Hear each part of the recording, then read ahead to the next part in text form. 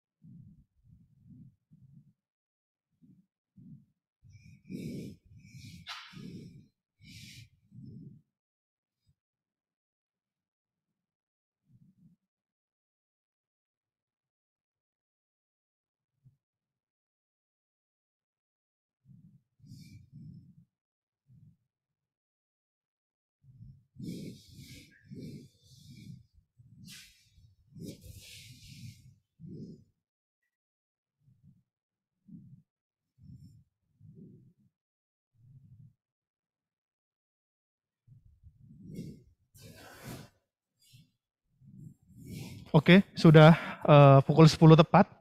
Kita buka ya. Bismillahirrahmanirrahim. Assalamualaikum warahmatullahi wabarakatuh.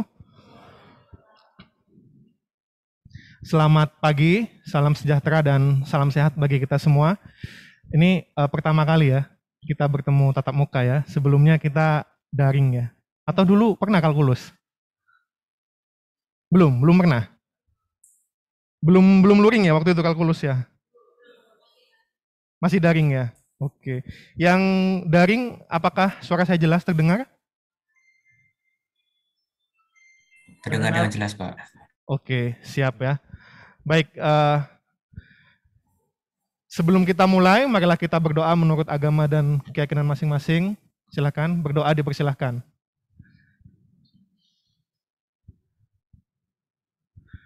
Berdoa dapat dicukupkan. Baik, saya akan melanjutkan materi yang dijelaskan oleh Pak Gia ya, mengenai mata kuliah optik. Ini mata kuliah 2 SKS dan menjadi mata kuliah pilihan wajib ya. Nah, jadi di setengah semester sebelumnya teman-teman sudah mempelajari tentang optika geometri ya. Nah, kemudian setelah UTS ini nanti kita akan belajar tentang optika gelombang. Nah, sebenarnya ada lagi optika yang lain. Ada yang tahu apa? Optika kuantum ya. Jadi 3 domain optik itu yang secara garis besar ya dibagi menjadi 3, dan kalau teman-teman tertarik ingin mempelajari optika kuantum, nah bisa mengambil S2 ya di fisika ataupun S2 engineering umum ya di luar negeri ya. Nah, kalau di dalam negeri sepertinya kurikulum engineeringnya belum sampai ke optika kuantum ya. Oke, nggak perlu perkenalan ya teman-teman ya, saya malah yang belum kenal teman-teman ini ya. Nah, kemarin ya saya sudah memberikan worksheet ya bagi teman-teman ya, dan itu harapannya nanti saya akan berikan terus sebelum perkuliahan, sehingga harapannya teman-teman itu tidak kosongan begitu ya. Datang ke kelas itu ada bayangan apa yang mau dipelajari ya, dan juga kan sudah mengerjakan ya. Ini belum berganti, yang di belakang sudah berganti itu ya. Nah, sudah belajar setidaknya sedikit, kemudian mungkin teman-teman ada pertanyaan. Nah, pertanyaan itu bisa ditanyakan ketika di kelas seperti ini. Ya, silakan. Ada berapa pertanyaan? Ada yang masih ingat worksheet-nya? Ada 5 ya. Nah, ada 5 pertanyaan. Dan pertanyaan pertama, bukan ini pertanyaan pertama ya. Nah, pertanyaan pertama, apakah perbedaan antara gelombang dan aliran partikel ya? Nah, namun sebelum masuk ke pertanyaan itu, ini ada pertanyaan pengantar ya. Nah, ini pertanyaan yang klasik ya, tapi ternyata jawabannya itu tidak semudah yang kita bayangkan begitu ya. Jawaban atas pertanyaan ini cukup kompleks teman-teman ya. Nah, jadi pertanyaannya adalah apakah cahaya itu merupakan partikel atau malah merupakan gelombang? Nah, mungkin ada yang ingin berpendapat sebelum saya yang berpendapat, silahkan. Santai saja ya kita ya, bisa raise hand. Sekaligus namanya, biar saya tahu nama teman-teman.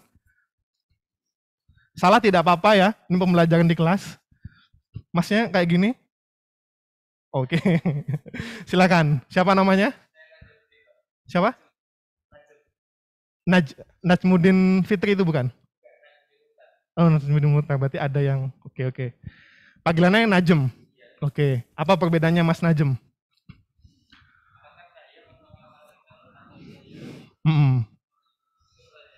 Ya, ini pertanyaannya.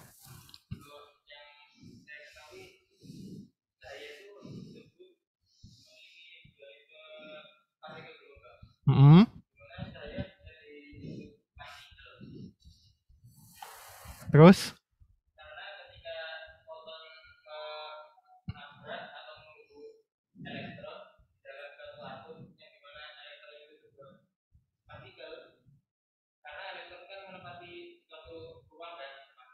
Hmm.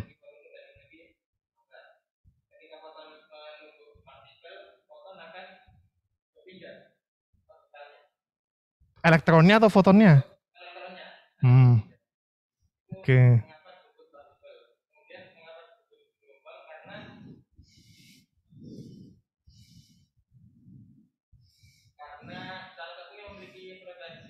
Oke.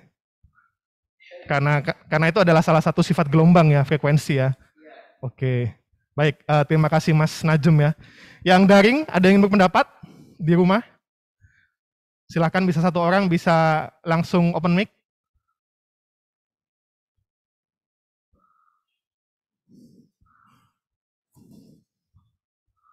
Halo, teman-teman daring. Masa saya tunjuk ya? Silakan, yang daring, yang ingin berpendapat. Tadi Mas Najem sudah memaparkan kalau cahaya itu bukan merupakan partikel atau bukan merupakan gelombang, tapi keduanya ya. Karena ketika cahaya mengenai elektron, maka kemudian elektronnya itu bisa tereksitasi. Ya, berarti dari pita konduksi ke pita valensi ya. Atau dari pita valensi ke pita konduksi ya. Nah, itu partikelnya. Kalau gelombangnya karena cahaya itu memiliki frekuensi. Nah, sementara itu berarti partikel itu tidak punya frekuensi. Berarti. Itu menurut Mas Najem. Yang di rumah, yang daring, ada yang menambahkan silahkan.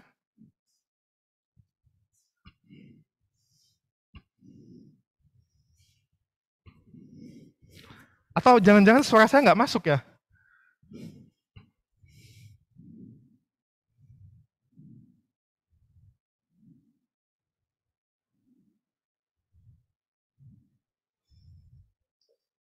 Halo? Yang daring? Masuk, Pak. Masuk, silahkan jika ingin berpendapat.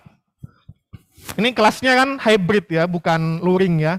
Jadi nanti kalau saya fokus ke yang luring, teman-teman yang daring protes gitu ya. Nah makanya kemudian saya tanyakan keduanya. Silakan yang daring yang ingin berpendapat. Salah tidak apa-apa ya. Oke. Saya izin berpendapat, Pak. Silahkan, namanya? Mas saya Fatur Rahman. Panggilannya? Fatur. Fatur, oke. PSBM UGM ya? Enggak. Oke, silakan Mas Fatur. Ya, saya juga setuju sama Najem bahwa cahaya itu punya sifat seperti partikel atau dan gelombang gitu. Tapi menurut saya nggak bisa disimpulkan, menurut saya masih merasa belum bisa menjawab apakah cahaya itu merupakan partikel atau gelombang. Bahwa punya sifat seperti partikel dan gelombang, iya, tapi saya nggak bisa menyimpulkan demikian gitu, Pak. Oke. Menjawab. Oke, hanya menambahkan ya, tapi tidak bisa menyimpulkan begitu ya. Menyetujui tapi tidak bisa menyimpulkan ya. Nah, sebelum kita menjawab ya, kita harus tahu dulu apa perbedaan partikel ya dan apa perbedaan gelombang. Sehingga ketika kita mengetahui definisi partikel dan juga gelombang, kemudian kita bisa melakukan prediksi ya, apakah kemudian cahaya itu masuk ke partikel atau gelombang. Nah, perbedaan utama, partikel itu dia adalah mengalami lokalisasi ya. Ini bukan lokalisasi prostitusi ya. tapi dia terlokalisir. Partikel itu dia menempati suatu luasan ya, suatu ruang. Ya, dia terlokalisir ya, supaya tidak konotasinya negatif ya, terlokalisir ya. Nah, katakanlah elektron. Nah, elektron itu kan dia punya massa ya. Nah, namun ada juga partikel yang tidak punya massa. Contohnya foton. Nah, foton masuk cahaya ya. Tapi kita ngomongin selain cahaya. Apa teman-teman? Partikel gravitasi graviton misalkan ya. Nah, dia mengalami lokalisasi ya. Nah, sementara itu gelombang, dia sebaliknya tidak terlokalisir. Nah,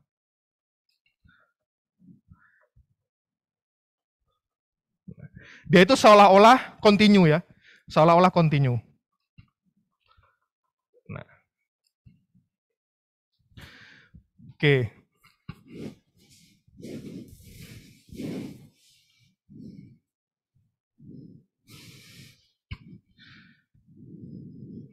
Bahkan ada kalau dalam quantum field theory ya, dalam apa namanya bidang kuantum, partikel itu adalah medan ya.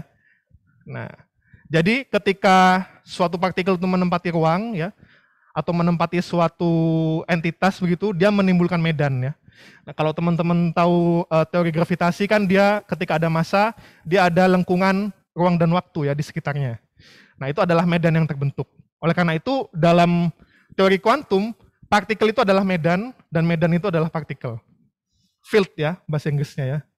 Nah, tapi kita tidak akan ngomongin sejauh ini ya. Kita sepakati dulu bahwa partikel itu dia terlokalisir, sedangkan gelombang itu tidak terlokalisir. Nah, sehingga dia tidak terlokalisir, dia itu bisa merambat teman-teman ya. Dia itu bisa merambat. Nah, dan yang merambat itu adalah gangguannya ya. Gangguan atau disturbance ya. Nah, inilah yang membedakan antara gelombang dengan aliran partikel. Kalau aliran partikel, mediumnya itu yang merambat ya. Jadi partikelnya itu ikut merambat. Tapi kalau gelombang, dia tidak ikut merambat. Tapi dia hanya berosilasi, nanti kita akan melihat animasinya ya, berosilasi. Yang merambat itu adalah disturbance-nya, gangguannya yang merambat. Nah, disturbance-nya ini membawa energi ya, membawa momentum dan seterusnya. Nah, oke. Nah, ternyata berdasarkan definisi ini, foton sebagai penyusun cahaya terkecil itu menunjukkan keduanya. Dia bisa terlokalisir ya, dengan dia memiliki momentum ya. Ketika kemudian ada percobaan J.J. Thomson, nah, kemudian dia juga bisa kontinu. Contohnya yang terjadi di transistor. Ya, bagaimana kemudian ada, kalau teman-teman sudah fisika kuantum belum? Semester berapa? Semester 5? Semester ini jalan masih ya. Nah, itu kan ada sumber potensial, sudah belajar belum? Fisika kuantum, semester ini. Fisika modern ya. Sudah belajar sumber potensial belum? Belum. Nah, intinya dia juga menunjukkan sebagai gelombang ya, foton itu. Nah, dari definisi inilah kemudian kita dapat menyatakan bahwa cahaya itu memiliki sifat dualisme. Dia dapat bersifat sebagai partikel dan juga dia dapat bersifat sebagai gelombang. Nah, implikasinya banyak ini. Salah satunya, kalau dia cahaya merupakan gelombang, dia mengalami sifat-sifat gelombang, interferensi, kemudian difraksi, polarisasi, dan seterusnya. Kemudian karena dia partikel, dia memiliki momentum, energinya diskrit, dan seterusnya. Nah, implikasinya, tapi dari dasarnya adalah konsepnya seperti ini teman-teman ya, dari mengalami lokalisasi atau terlokalisir ya, biar tidak negatif konotasinya. Mohon maaf Pak, izin interupsi. Silahkan. Coret-coretannya di share screen nggak ada Pak, yang daring. Oh, nggak muncul ya? Oke, sebentar. Ini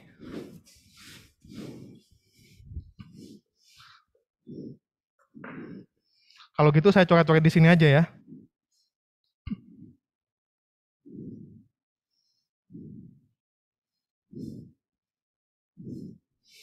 Nggak muncul ya.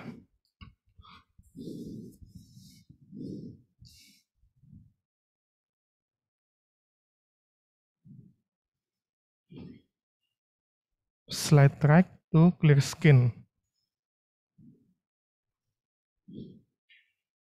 Oke. Sebentar, saya coret-coret di sini aja.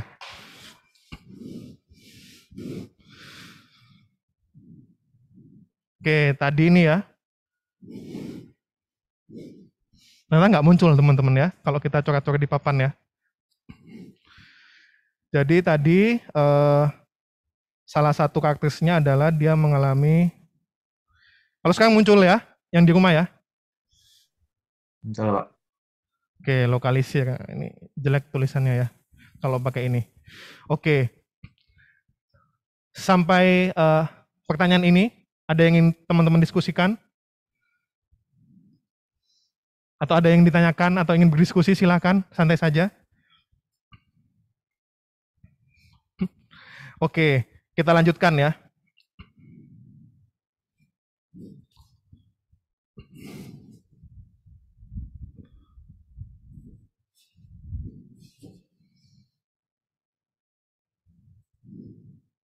Nah, sehingga kemudian muncul banyak meme ya. Belum muncul yang di sini ya. Yang di belakang sudah muncul. Ini responnya agak lambat ya. Nah, itu bisa dilihat teman-teman di belakang ya. Bahwa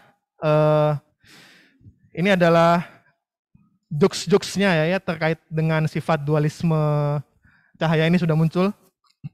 Jadi cahaya itu dapat bersifat sebagai gelombang dan juga dapat sebagai partikel.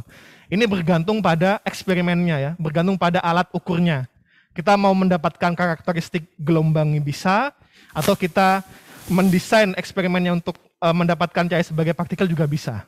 Nah, jadi ini ibarat koin ya, dia punya dua sisi. Nah, sisi mana yang akan kita tampilkan itu tergantung pada setup eksperimennya teman-teman ya. Jadi ini adalah satu kesatuan. Nah, ini contohnya yang sebelah kiri ini ada mobil di mana dia nggak bisa milih salah satu ya, mobilnya dua-duanya belok ya. Nah, kemudian ini ada persilangan antara gelombang dan partikel ya, sehingga jadi anaknya ini cahaya ya. Kemudian ini juga kalau sejarahnya ya, yang merumuskan cahaya sebagai partikel itu adalah Newton ya, yang disebut dengan corpuscle ya. Nah, kemudian setelah itu oleh ini siapa lawannya Newton, ada yang tahu? Ada fisikawan lain ya. Nah, dia berpendapat bahwa cahaya itu adalah gelombang. Ini seru teman-teman ya, pertarungan sejarahnya itu seru. Karena orang ini itu melawan raksasa begitu ya, melawan Newton ya. Nah, saya agak lupa namanya ya. Nah, kemudian Einstein datang menyatukan keduanya. Why not both gitu ya? Kenapa kok bukan keduanya? Sehingga Einstein yang kemudian menjadi pemenang ini ya. Nah, kemudian ini ada ilustrasi lain ya. Nah, dan ada banyak meme lainnya ya berkaitan dengan sifat cahaya ini ya. Nah, kalau teman-teman mungkin suka belajar lewat meme ya. Nah, ini bisa lebih cepat nyantolnya ya. Nah, tapi kalau kita nggak paham konsepnya ya nggak bisa tertawa ya melihat meme ini ya. Nah, nah ini ada puluhan bahkan kalau nggak ratusan atau ribuan teman-teman ya. Atau teman-teman bisa berkreasi sendiri begitu, membuat meme-meme seperti ini. Oke, itu tentang cahaya teman-teman ya. Dan di semester pertama ya, di paruh semester pertama teman-teman sudah mempelajari cahaya itu ibaratnya sebuah partikel ya, di mana kemudian ada berkas-berkas ya, mengalami pemantulan ya. Kemudian kalau pembiasan itu sudah masuk cahaya sebagai gelombang ya. Nah, oke. Ini Nah, sekarang kita akan masuk ke pertanyaan pertama kemarin ya.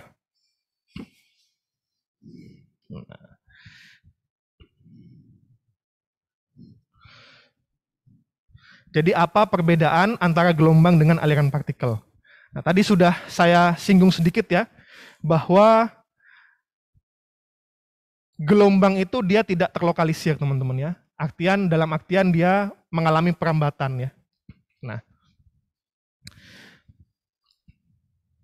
karena kemudian dia mengalami perambatan ya, itu berbeda dengan aliran partikel ya. Nah ini perbedaan antara gelombang longitudinal ya dan gelombang transversal, di mana kalau gelombang longitudinal dia arah gelombangnya ya, pergerakan gelombangnya itu adalah searah dengan arah getarnya ya. Nah, ini ada rapat, ada renggang rapat, di mana satu panjang gelombang adalah jarak dari rapat ke rapat atau dari renggang ke renggang. Kemudian ada yang transversal ini ya, di mana arah pergerakan gelombang itu tegak lurus dengan arah rambatnya ya. Arah getarnya ya. Jadi pergerakan gelombangnya tegak lurus dengan arah getarnya. Contoh dari gelombang longitudinal apa, teman-teman? Contohnya?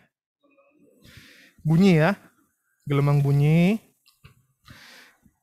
Gelombang mekanik ya. Selingki dan sebagainya. Nah, itu termasuk gelombang longitudinal ya. Kemudian kalau gelombang transversal itu contohnya adalah cahaya. Kemudian senar ya. Senar itu transversal atau longitudinal?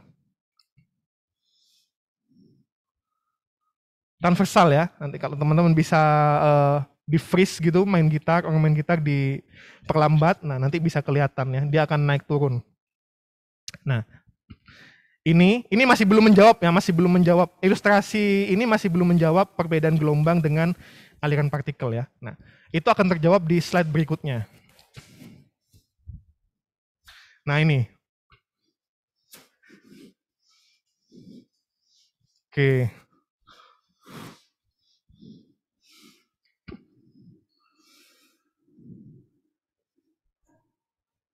Itu di belakang sudah muncul ya. Nah, jadi bisa teman-teman lihat ya. Nah, ini. Kalau aliran partikelnya itu akan bergerak ya, mengalir. Tapi kalau gelombang, partikelnya itu hanya berosilasi. Yang bergerak itu adalah gangguannya. Nah, gangguan di sini dia memiliki energi, memiliki momentum dan seterusnya. Atau disebut dengan disturbance ya. Ini nggak bergerak, kalau di belakang bergerak itu loh, bisa dilihat lebih jelas ya. Nah, jadi misalkan ada suara begitu, jadi partikel-partikel udaranya itu tidak kemudian bergerak dari sini ke sana. Partikelnya tetap naik turun ya, tapi yang bergerak adalah energinya, atau dalam bahasa textbook itu adalah disturbance-nya. Nah, itu bisa dilihat ya, bahwa ini sebenarnya hanya berosilasi di sekitarnya ya. Nah, kalau teman-teman lihat ini partikelnya ini hanya berosilasi di sekitarnya teman-teman ya. Tapi seolah-olah dia mengalir ya. Nah, ini partikelnya tetap teman-teman ya, dia cuman kanan kiri sedikit, gak sampai dia kemudian mengalir seperti ini. Nah, itu kalau pada gelombang longitudinal. Sama juga dengan transversal ya. Nah, dia naik turun atas bawah begitu. Nah, dia tidak kemudian merambat ke kanan ya. Tapi gangguannya ya yang merambat ke kanan. Nah, ini perbedaan antara aliran partikel dengan gelombang. Nah, nanti banyak kalau aliran partikel itu dia tidak mengalami interferensi misalkan ya, dan seterusnya. Tapi secara konsep adalah ini ya. Nah, jadi kalau pada gelombang, gangguannya itu merambat, tapi materialnya atau mediumnya tidak. Sementara pada aliran partikel, ya mediumnya ikut merambat. Nah, yang pertama kali menyadari bahwa gelombang ini mediumnya tidak ikut merambat itu adalah Leonardo da Vinci ya. Nah,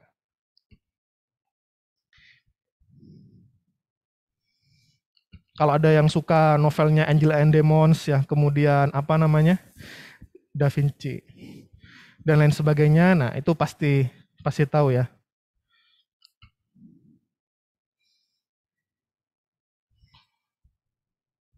Leonardo da Vinci nggak muncul ya, tapi di belakang muncul itu tulisannya ya. Teman-teman harus sering nengok ke belakang ya. Oke. Jadi ini teman-teman ya, perbedaan antara gelombang dan aliran partikel. Bisa divisualisasikan ya, kira-kira ya.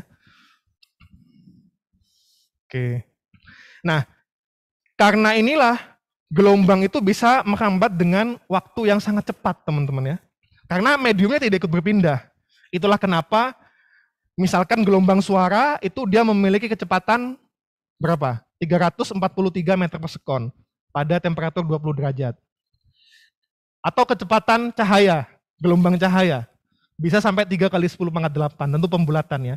Dan sejauh ini tidak ada entitas yang lebih cepat dibandingkan dengan kecepatan cahaya.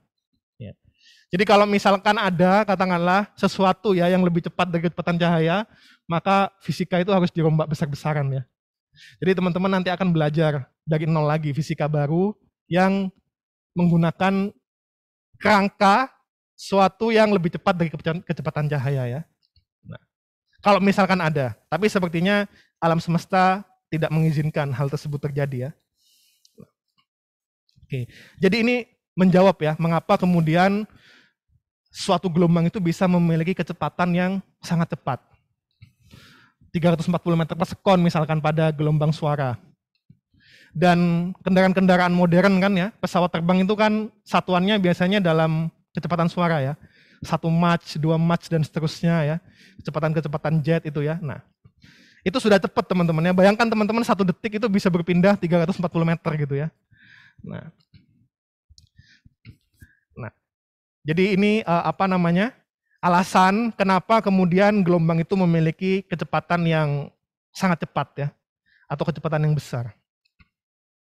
Nah, dan tugas kita sebagai engineer itu akan memodelkan dari gelombang. Baik itu gelombang ketika kita katakanlah minum kopi ya, kemudian ada gelombang riak-riaknya, atau sampai gelombang yang dipancarkan oleh galaksi jauh-jauh ribuan atau jutaan tahun di sana, sehingga kemudian bisa kita terima ya. Nah, itu memiliki suatu karakteristik yang sama teman-teman ya, model matematis yang sama. Nah, oke, sampai sini ada yang ingin diskusikan, silahkan.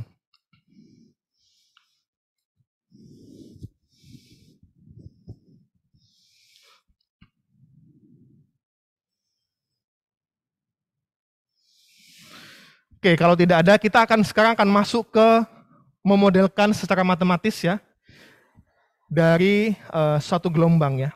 Dan kita batasi di sini bahwa yang kita modelkan nantinya itu adalah gelombang yang tidak mengalami perubahan bentuk ketika merambat. Atau dalam artian dia undamped ya, atau dia tidak teredam gelombangnya. Nah, berbeda kemudian gelombangnya ketika dia merambat ternyata dia mengalami peredaman, atau kalau kita tahu amplitudo ya, misalkan amplitudonya semakin mengecil. Nah, itu di luar batasan kita. Meskipun tidak ada sebenarnya gelombang yang tidak mengalami perubahan bentuk ketika merambat ya. Nah, gelombang itu ketika merambat dia akan mengalami perubahan bentuk. Namun kita belajar dari yang ideal terlebih dahulu. Nah, nanti gelombang itu dia memiliki suatu entitas ya. Kita sebut saja gangguan ya, atau disturbance. Disturbance-nya itu adalah V ya. Psi ya, belum muncul ya. Saya gambarkan saja di sini. Nah, nanti kita akan merumuskan secara matematis. Nah ini, disturbance itu dalam bentuk psi ya.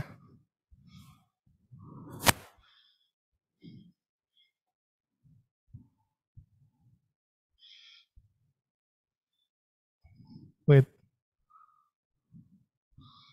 Nggak ada pensilnya. Oke lah. Di sini aja ya. Nah, ini ya, huruf Yunani, C ya. Di mana C itu nanti dia bergantung pada X dan juga T. Dia bergantung secara spasial ya dan juga temporal. Nah. Ini nggak muncul ya. Oh, bisa langsung. Ngapusnya.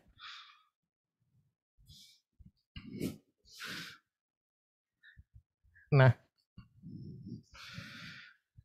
Dan gangguan ini nanti kita modelkan dalam bentuk fungsi, teman-teman ya. Jadi dari C itu kita modelkan dalam bentuk fungsi yang mengandung X dan juga T. Atau kalau dituliskan dia seperti ini ya. C X, T sama dengan F X, T ya. Nah. Oke.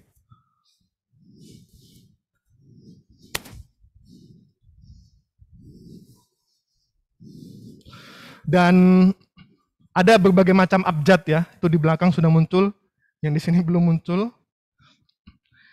Jadi ketika nanti kita mempelajari optika gelombang ini, ada berbagai macam abjad ya. Nah, abjad di sini supaya kita bisa membaca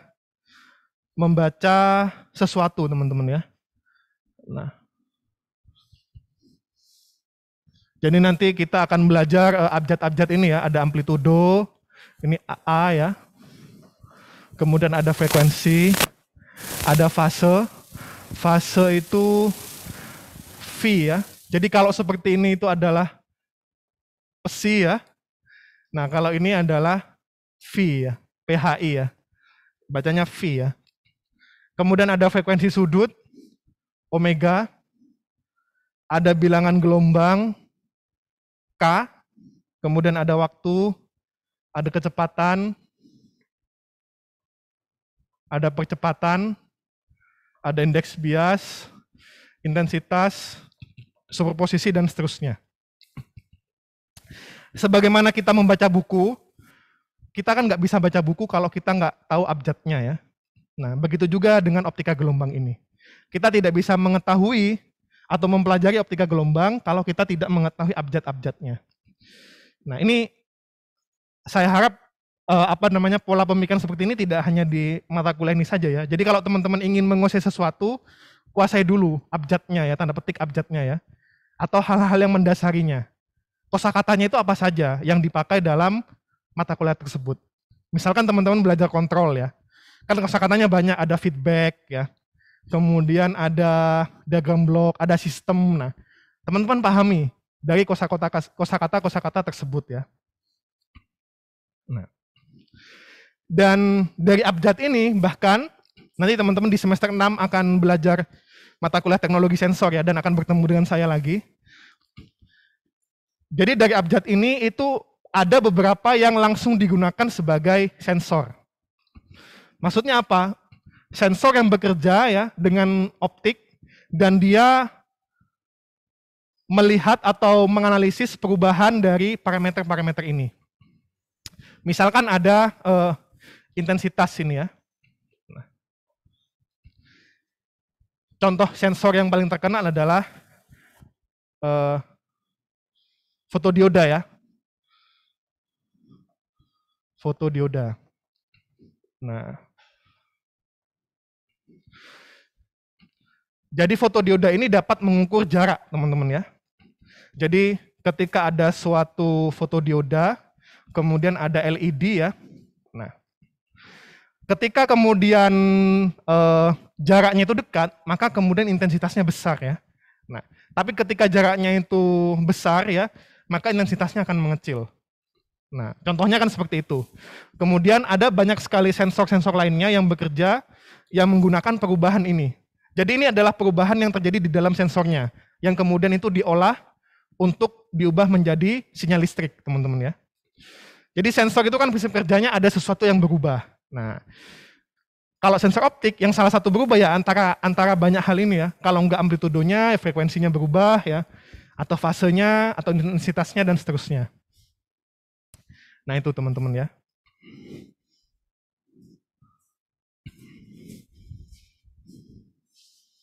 Nah, contohnya ini, saya hapus dulu ini.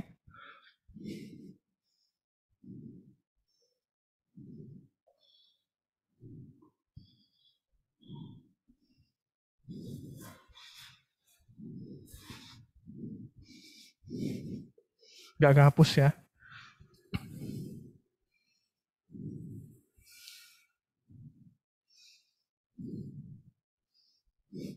Oke. Ini biar teman-teman tahu aplikasinya nanti ya.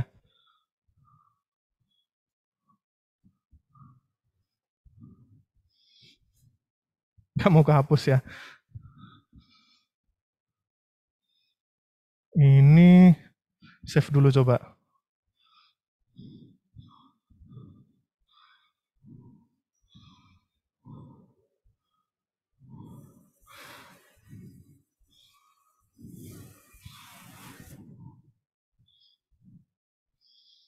Ini kita hapus. Gak mau ya dihapus ya. Sebentar. Kita cari cara.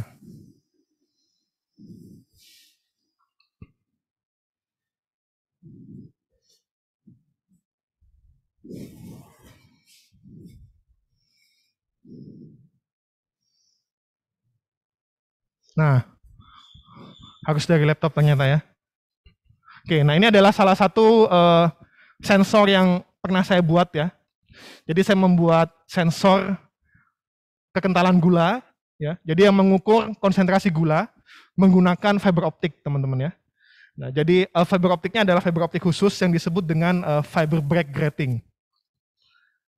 Oke. Nah, ketika fiber optik itu saya rekayasa sedemikian rupa, dia itu bisa menggeser panjang gelombang. Nah, ini wavelength-nya ya, menggeser panjang gelombang. Semakin dia tinggi konsentrasi gulanya, maka kemudian panjang gelombangnya itu akan semakin bergeser ke kiri ya. Nah, makanya kemudian dia menurun kan ya. Nah, jadi ini salah satu sensornya. Kalau tadi abjadnya kan ada banyak. Frekuensi, ada indeks bias, ada intensitas. Nah, itu bisa digunakan sebagai sensor, teman-teman ya. Ini salah satunya adalah saya membuat sensor gula yang menganalisis perubahan gula terhadap panjang gelombangnya. Nah, ini bisa digunakan, teman-teman ya. Nah, ini adalah salah satu contohnya, dan ini sudah diterbitkan ya di International Journal of Microwave and Optical Technology. Oke. Atau contoh lainnya ya, ini saya berikan contoh supaya teman-teman ada bayangan ya.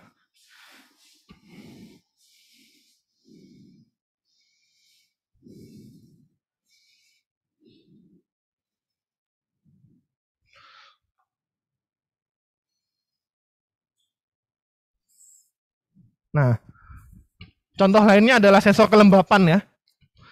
Ini ketika saya sandwich di Malaysia selama 1 tahun, jadi membuat sensor kelembapan yang dapat mengukur besarnya kelembapan ya, kelembapan relatif dari 0 sampai 100%, teman-teman ya. Nah, ini juga sama, dia menggunakan sistem optik dan fiber optik ya. Namun di situ kemudian dilapisi oleh material yang sensitif terhadap uap air. Ini materialnya ya. Materialnya adalah SNO2. Nah, jadi ketika kemudian kelembapan itu saya rekayasa dari 0 sampai 100% ya. Ini adalah grafiknya ya. Ini adalah kelembapan. Nah, ternyata intensitas cahayanya mengalami pelemahan. Jadi semakin besar kelembapannya, intensitas cahayanya semakin menurun. Nah, penurunan intensitas cahaya itu disebut dengan atenuasi, teman-teman ya.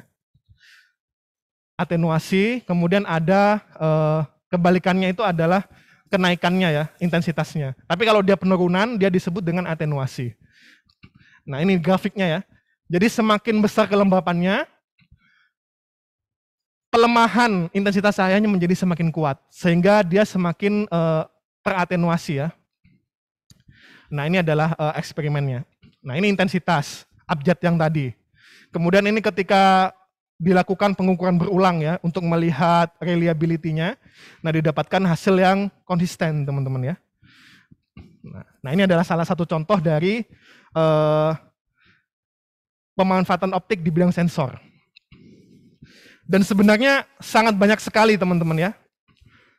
Sangat banyak sekali aplikasi dari optik itu di bidang sensor.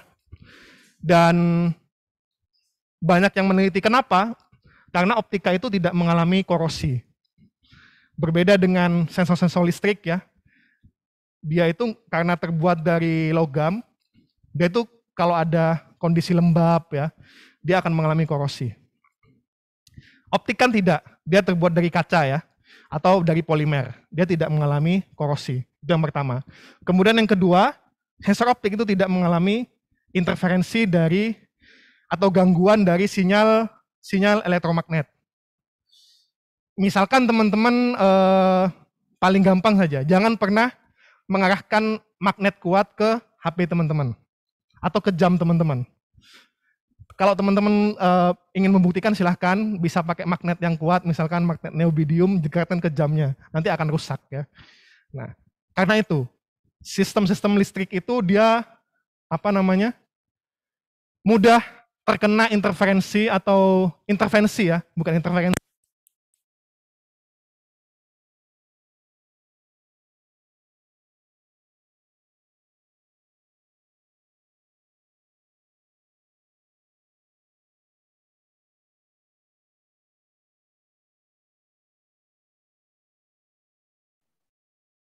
Mohon maaf, Pak.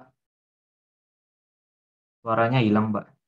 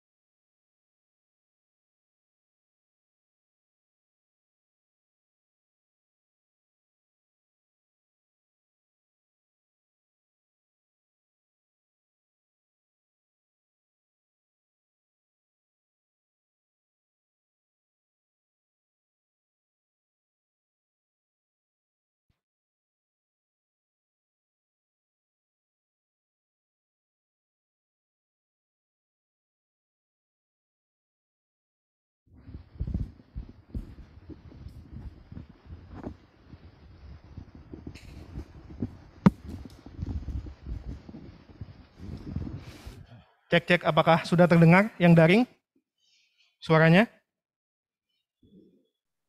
Terdengar, Pak. Oke, tadi sampai mana ya matinya ya? Baterainya mati tadi ternyata. Belum jauh kok, Pak. Sampai mana? Yang ke skip belum jauh. Tadi saya langsung bilang. Yang ke skip. Ya, tadi saya langsung bilang, jadi nggak banyak yang kelewatan kok. Oke, nggak banyak yang kelewat ya. Pakai baterainya praktikum fisika dulu, Pak. Pakai baterainya praktikum fisika dulu. Satu nih. Nanti dibawa aja, Pak. Oh, nanti taruh sini, Pak, satu, Pak. Kosong nanti ya. Oke, matur nuwun, Pak. Nah ini saya lanjutkan ya, ini adalah contoh dari paper-paper ya yang menggunakan optik sebagai sensor teman-teman ya. Dan nanti turunannya ada banyak ya, ada bisa sebagai fiber optik ya, atau bisa optika geometri langsung dengan lensa, laser dan sebagainya ya. Bisa menggunakan ini SPR, surface plasmon resonance. Nah, ini yang kemarin digunakan oleh peneliti ITB untuk mendeteksi virus COVID ya. Jadi dia pakai SPR ini. Jadi daripada menggunakan PCR ya, polymerase chain reaction, ada peneliti ITB itu menggunakan SPR ini untuk mendeteksi virus COVID-19. Kemudian sebagai sensor gas, sebagai yang berbasiskan nanopartikel dan seterusnya. Ada banyak sekali teman-teman ya. Dan penelitian ini terbuka lebar ya. Tadi ada dua hal ya, kenapa banyak digunakan sensor optik ya dibandingkan sensor elektrik. Pertama korosi, kedua adalah dia tidak mengalami gangguan ya dari lingkungan. Artinya dia robust ya, dia lebih kuat begitu. Dan yang ketiga adalah kecepatannya lebih cepat daripada kecepatan elektron ya. Kan kita tahu bahwa tidak ada kecepatan yang melebihi kecepatan cahaya untuk sejauh ini.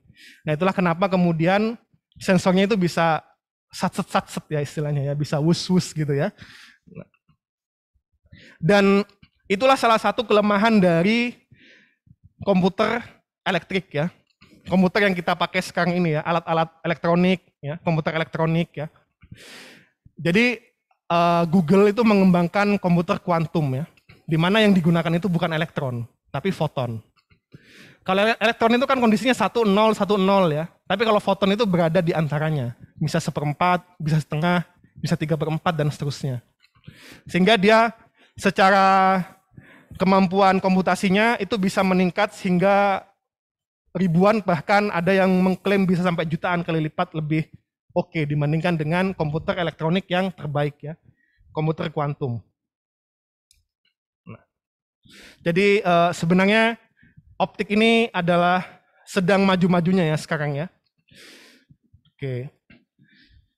Ini saya berikan contoh ya. Salah satu produk di bidang optik ya. Ini adalah inovasi. Kita akan nonton videonya ya. Tapi sepertinya teman-teman nanti nontonnya di belakang ya. Karena yang layar di depan itu agak lemot ya. Sebentar saya salinkan dulu.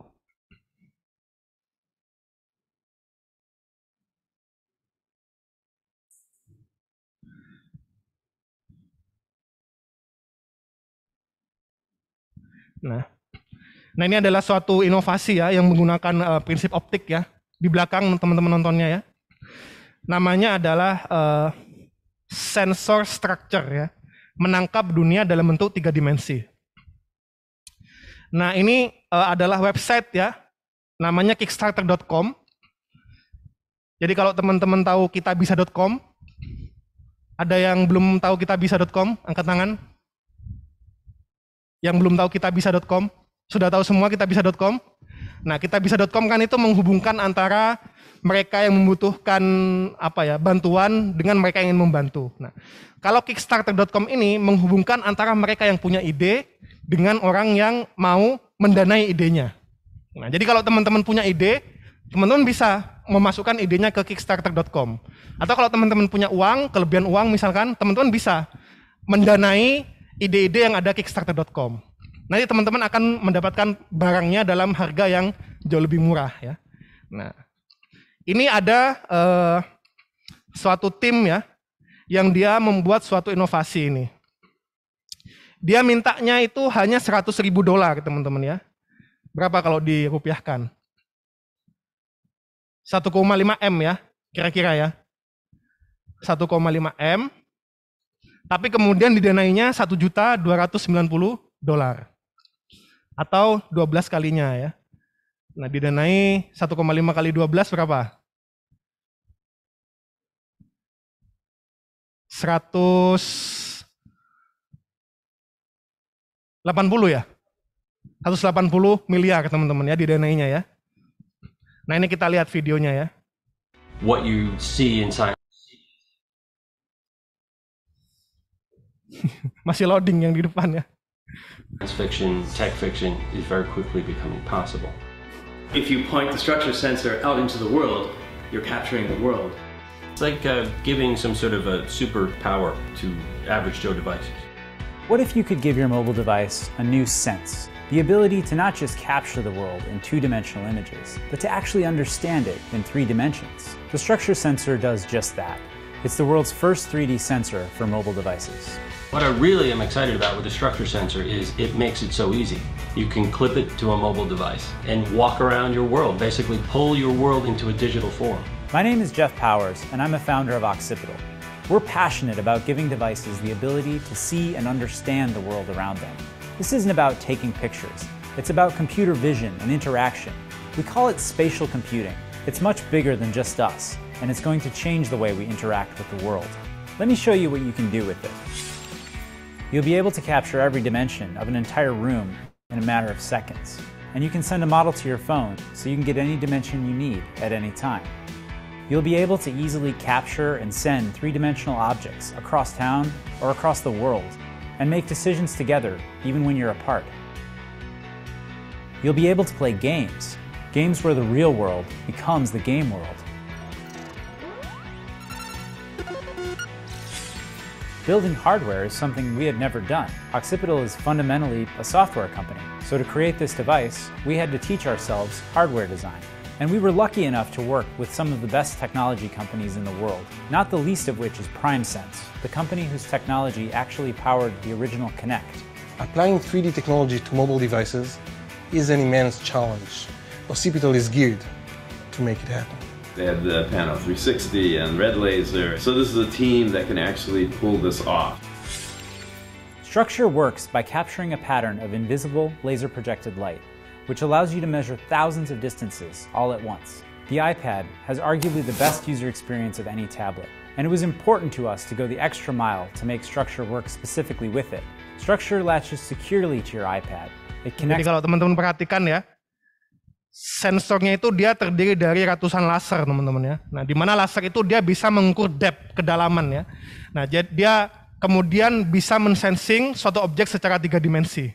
Nah, ketika kemudian kita putar, misalkan kursi ini ya, kita sensing, nah kita mendapatkan gambar 3 dimensinya.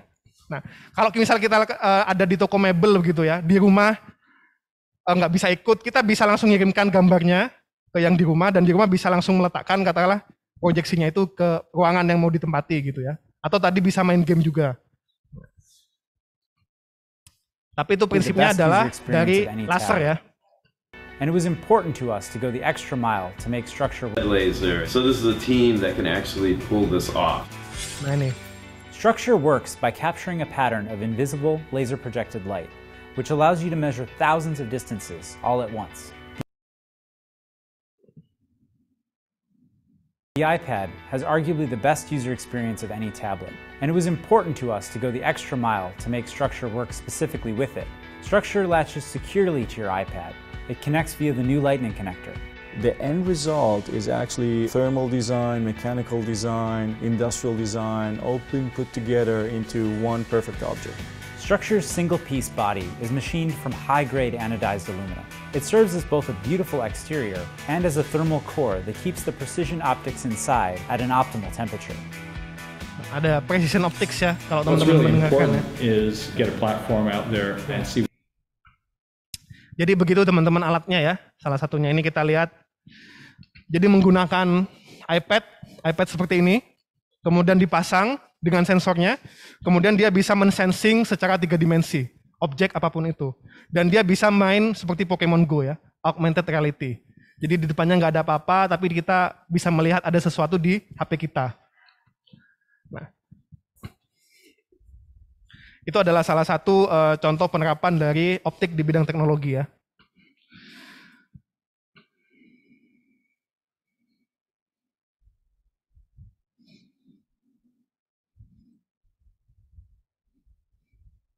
Oke.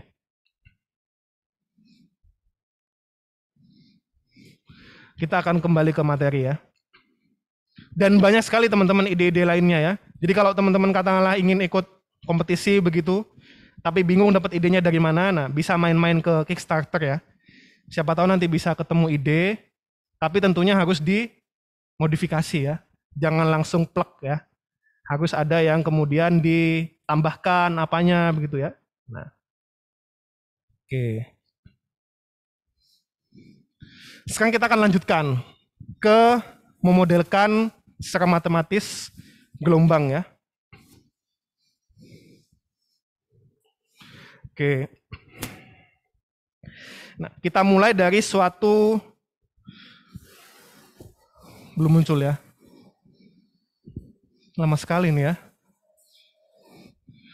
Oke, teman-teman ke belakang berarti ya. Kita mulai dari suatu fungsi ya. Di mana ini tadi adalah psi ya. Psi itu dia memiliki fungsi yang bergantung pada X dan juga T ya. Nah, jadi gelombang tersebut ya, dia memiliki dua parameter utama. Yakni dia bergantung, bentuknya itu bergantung pada posisi X ya, atau secara spasial, dan T, waktu atau secara temporal teman-teman ya. Nah, kemudian gelombang itu ini memiliki koordinat S ya, dan memiliki koordinat S.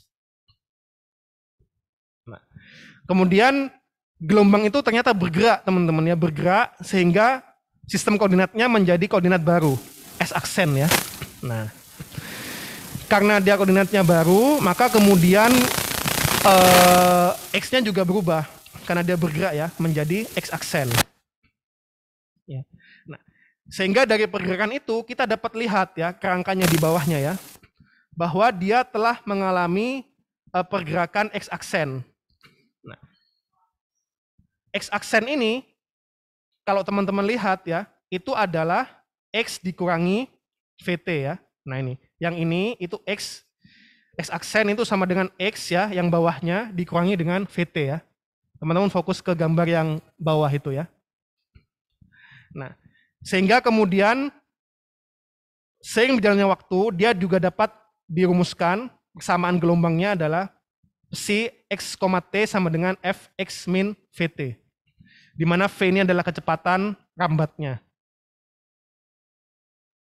Nah, jadi kita bisa mengetahui bagaimana bentuk gelombang pada waktu berapapun ya, dan dalam posisi berapapun itu menggunakan persamaan ini.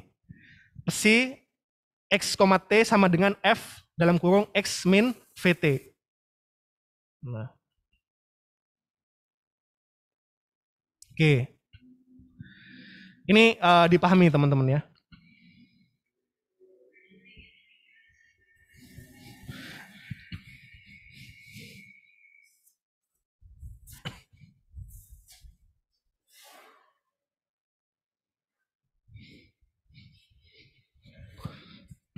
Jadi persamaan yang mendasarinya ini harus dipahami betul. Mengapa kemudian dia min ya? Karena dia bergerak ke kanan. Kita lihat ya, ketika dia bergerak ke kanan ya, yang kita carikan inginkan adalah X aksennya ya. Nah, X aksennya ini adalah X dikurangi VT ya. Nah, kalau dia bergerak ke kiri, maka dia akan menjadi plus teman-teman ya.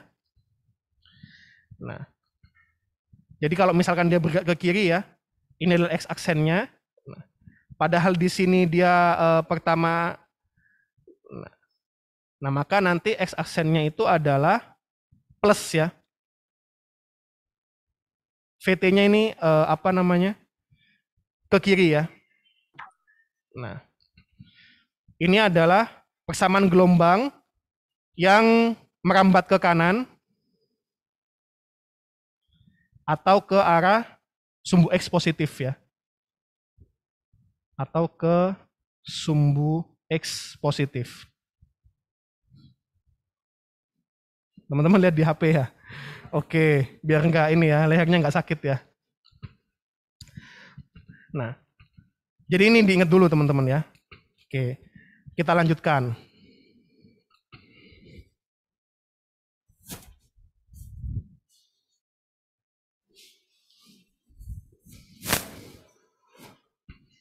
Sebelum ke sini ya, sebelum ke sini biar teman-teman enggak trauma ya. Nah,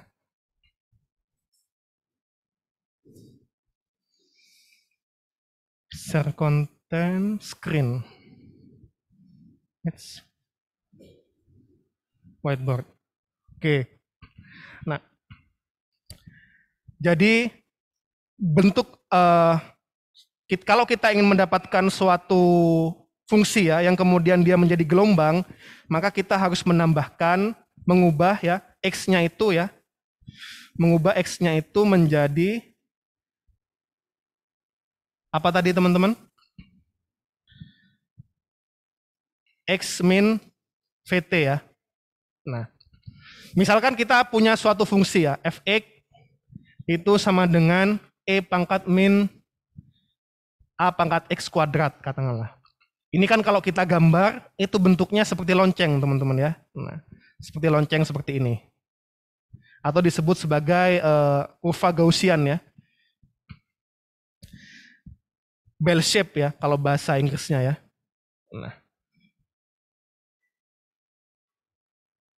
Nah, kalau kita ingin mendapatkan dia itu berjalan ya, maka kita harus mengubah x-nya ini menjadi x min VT teman-teman ya.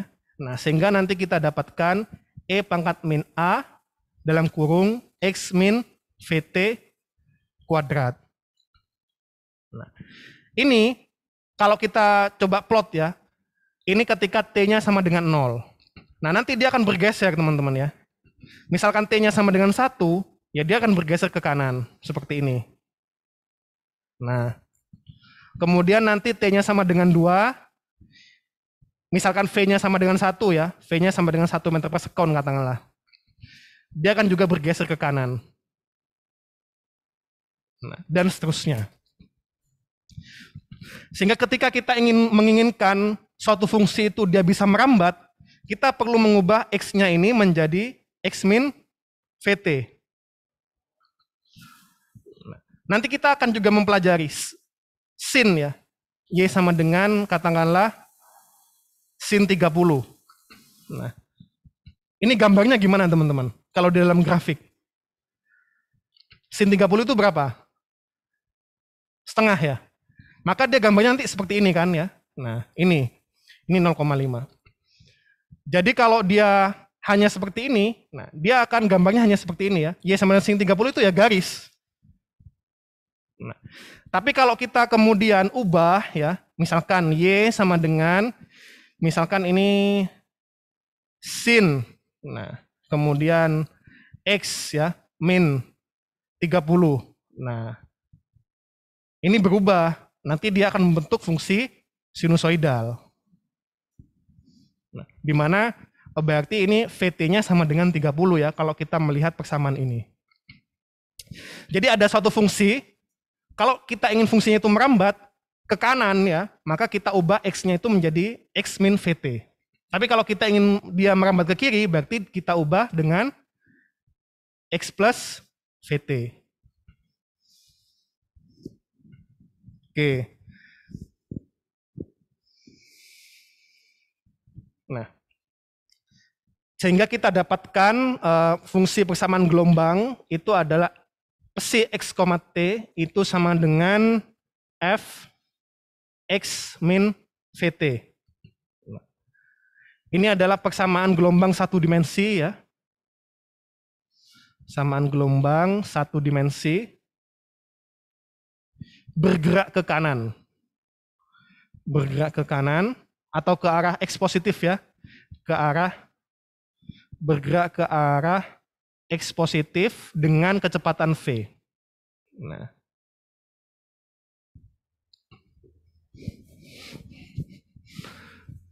belum muncul ya, yang di belakang udah muncul tuh.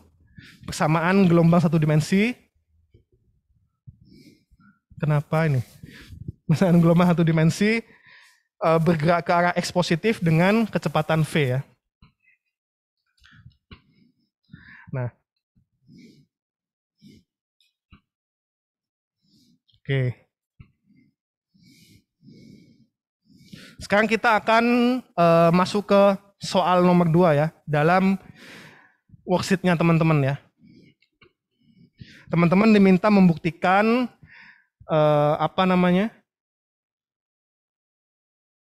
belum ke sana ya, belum ke soal ya. Oke, sorry. Kita hapus dulu. Oke.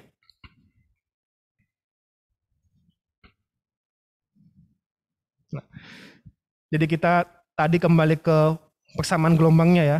Psi X, T itu sama dengan F X min VT. Ya.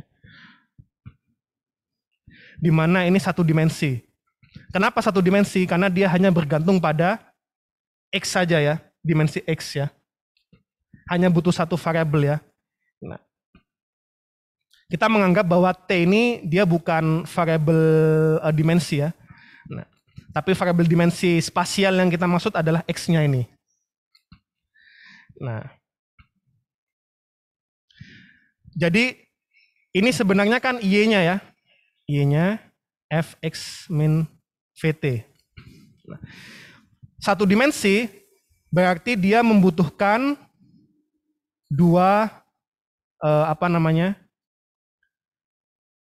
satu dimensi dia membutuhkan suatu ruangan dua dimensi ya, di mana ada Y dan ada X ya. Nah, begitu juga nanti kalau persamaan dia dua dimensi, dia membutuhkan ruang tiga dimensi, dimensi ketiga, dan seterusnya. Paham nggak maksudnya? Paham tidak teman-teman? Kalau nggak paham bisa disampaikan ya. Oke. Jadi saya ulangi sekali lagi ya. Kan kalau aslinya kan dia ada Y-nya ya, ada Y-nya. Ini kan sebenarnya Y ya, kalau kita plot misalkan sinusoidal ya, dia kan Y. Nah, kan dua dimensi Pak, tapi kenapa kok dibilang satu dimensi? Nah, karena perubahannya itu, Y-nya itu hanya bergantung pada dimensi X saja. Nah, sehingga untuk bisa menjalankan suatu persamaan gelombang satu dimensi, kita membutuhkan dua dimensi. Dan sebaliknya nanti, dan seterusnya ya. Kalau misalkan kita ingin menjalankan persamaan dua dimensi, kita membutuhkan ruang tiga dimensi. Jadi ada dimensi pengamatan yang berbeda dengan dimensi dari sistemnya begitu. Contohnya ini ya. Misalkan dia persamaan gelombangnya adalah sin 3x. Nah, ini kan bergantung pada x. Tapi yang bergantung itu adalah y-nya. Nah, tapi ini kita anggap sebagai dia satu dimensi. Berbeda nanti kalau dia persamaan misalkan gerakan air yang beriak itu ya. Nah, dia seperti ini. Nah, ini kan dia bergantung pada x dan y. Nah, nanti kita lihat dimensi ketiganya adalah z-nya. Nah, maka z sama dengan ya f x, y. Nah, dia fungsinya terdiri dari x dan juga y. Tapi ini biasanya kita juga nyatakan sebagai z, teman-teman ya. Nah, dan seterusnya seperti itu. Jadi dia membutuhkan satu dimensi tambahan untuk mengamati gelombangnya.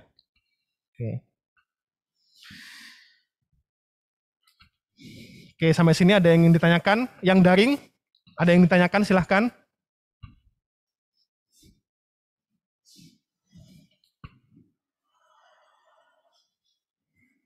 Oke, kalau tidak ada kita lanjutkan ke yang diferensial.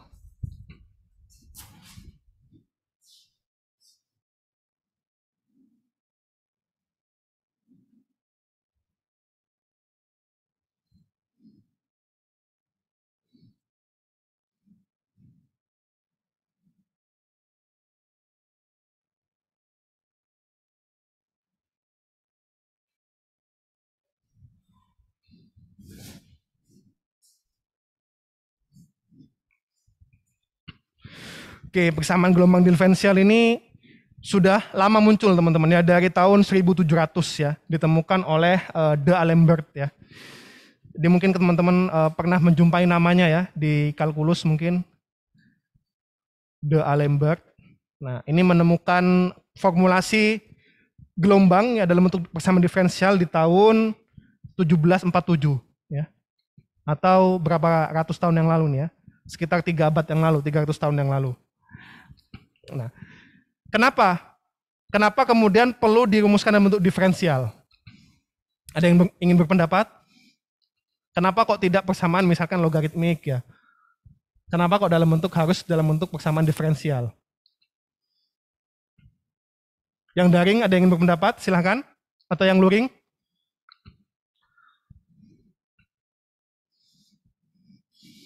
Oke, saya jawab ya. Karena perubahan, teman-teman. Yang kita inginkan adalah perubahannya. Nah, kalau itu menyangkut tentang perubahan, itu artinya menyangkut tentang diferensial ya. Di sini ada dua perubahan yang kita inginkan. Ada perubahan terhadap waktu dan ada perubahan terhadap posisi. Sehingga kita dekati dengan bentuk diferensial ya. Nah, dan kita ingat kalkulus ya. Orde dari persamaan diferensial itu menggambarkan banyaknya solusi.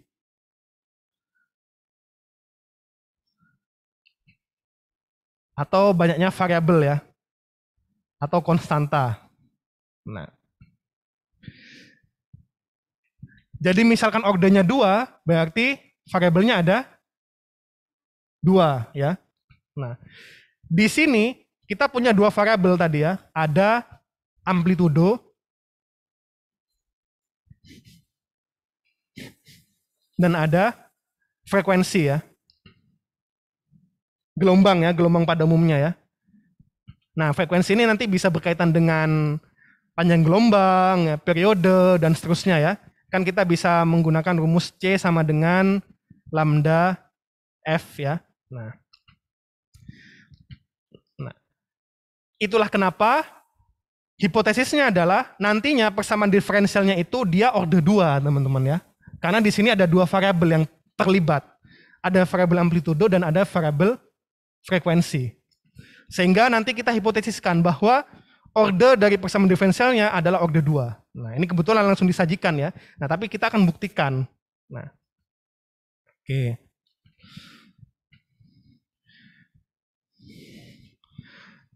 Kita stop share dulu.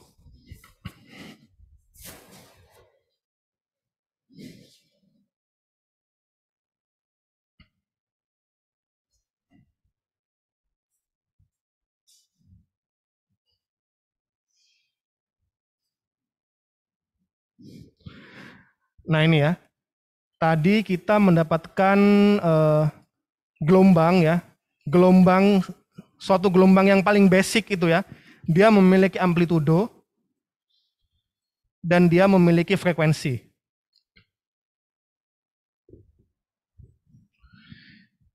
Di mana nanti frekuensi ini kan bisa berkaitan dengan periode ya, bisa berkaitan dengan panjang gelombang dan seterusnya.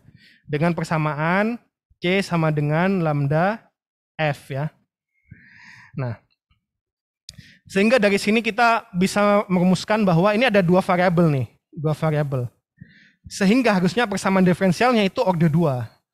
Nah, karena ada 2 variabel, ada 2 solusi yang kita inginkan ya. Nah, sekarang kita akan buktikan.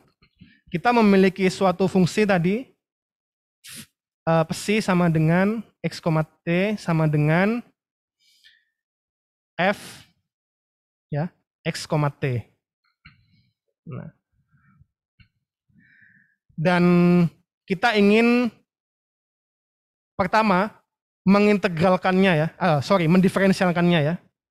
Nah. Oke. Pertama kita kalau ingin menganalisis kita satu persatu. Pertama kita anggap T-nya konstan misalkan ya. T konstan yang pertama. Nah, jadi kita turunkan ya d psi per d, karena dia T-nya konstan maka diturunkannya terhadap X ya. Sama dengan do F per do X. Nah, ini kemudian bisa kita ubah dengan aturan rantai ya. Do F per do X aksen kalikan do X aksen per do X ya. Oke. Ini ya, dari sini ya, Vx, T, nah kita kemudian turunkan. Ini kita olah sedemikian rupa sehingga ini bisa kita uraikan ya. Bisa kita uraikan do F per do X aksen dikalikan do X aksen per do X. Nah, X aksennya kita tahu tadi, X aksennya itu adalah X min Vt ya. Nah, sehingga kita perlu mencari turunan dari X aksen ini terhadap X ini ya. Maka do X aksen per do X itu sama dengan 0 teman-teman ya.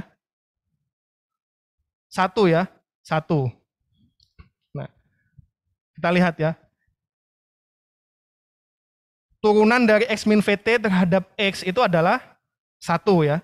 Maka bisa kita tuliskan do psi per do X itu sama dengan do F per do X aksen. Ini 1 ya. Nah. Oke. Ini yang pertama. Kemudian untuk bisa diturunkan terhadap waktu, maka yang kedua adalah X-nya yang konstan. Nah, X-nya konstan. Maka kemudian bisa kita turunkan terhadap waktu. Ini adalah do F per do T. Nah, ini kita bawa lagi ke persamaan berantai ya. Do S aksen kalikan do X aksen per do T. Semoga gak ngantuk ya. Oke. Nah, tadi kita sudah menurunkan X aksen ini terhadap X. Kita akan menurunkan terhadap T ya. Per do T berarti sama dengan min ya. V. Betul atau salah? Betul ya. Nah, maka kita bisa menggantinya ini sebagai min V ya. Nah, do F per do X aksen. Nah, ternyata ada yang sama teman-teman. Ini do F per do X aksen, ini juga do F per do X aksen. Sehingga kita bisa samakan ini ya. Berarti ini kalau dibalik ya. Ini kita samakan berarti dia kita fusionkan ini ya. Berarti dia do V per do X itu sama dengan ya min seper V do V per do T. Ya. Make sense ya. Yang sama adalah do F per do X aksennya. Oke. Sampai sini ada yang ingin ditanyakan?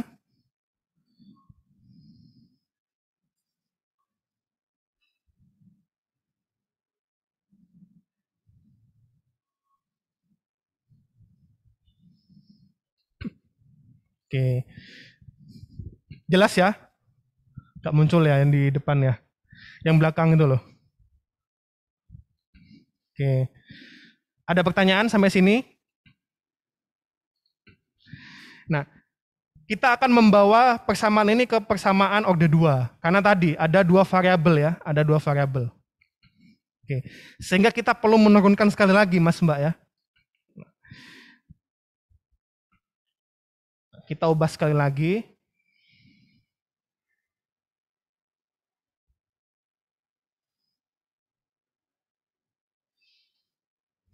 Oke. Tadi kita mendapatkan persamaan do V per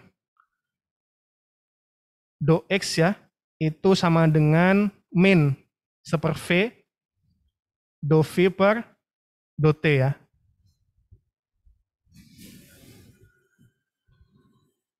Oke.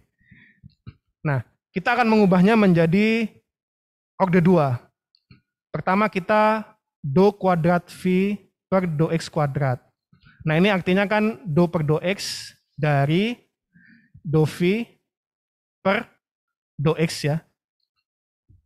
Kan seperti itu ya, secara kalkulusnya ya. Nah, ini tadi kalau teman-teman lihat ya, do V per do X itu, do psi per do X ini, itu sama dengan do F ya, per do X aksen. Kita lihat di persamaan sebelumnya ya. Nah,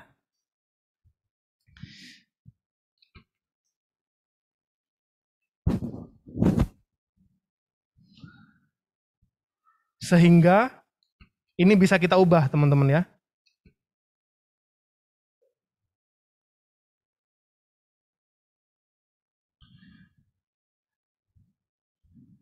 Do ya Oh, langsung aja berarti ya. Sorry, ini ada kesalahan. Ini tadi saya hapus dulu.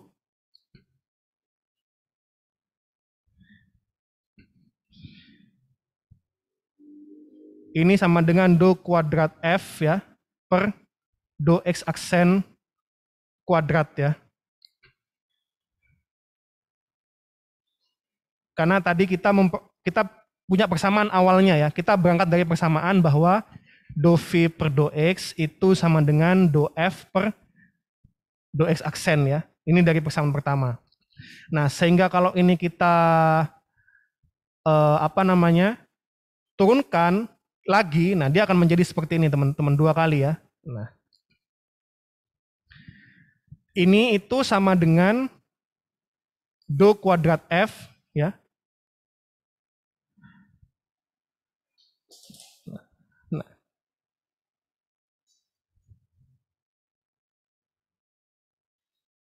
oke, do kuadrat F per do X kuadrat ya. Nah, tetap ya. Tetap. Oke.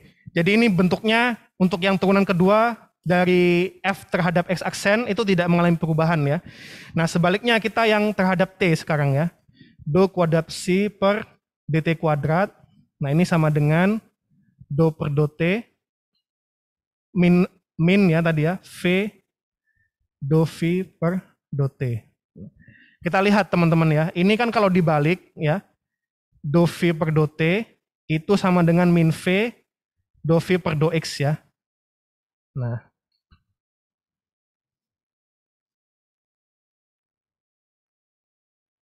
Oke, paham tidak teman-teman? Paham? Ada yang nggak paham?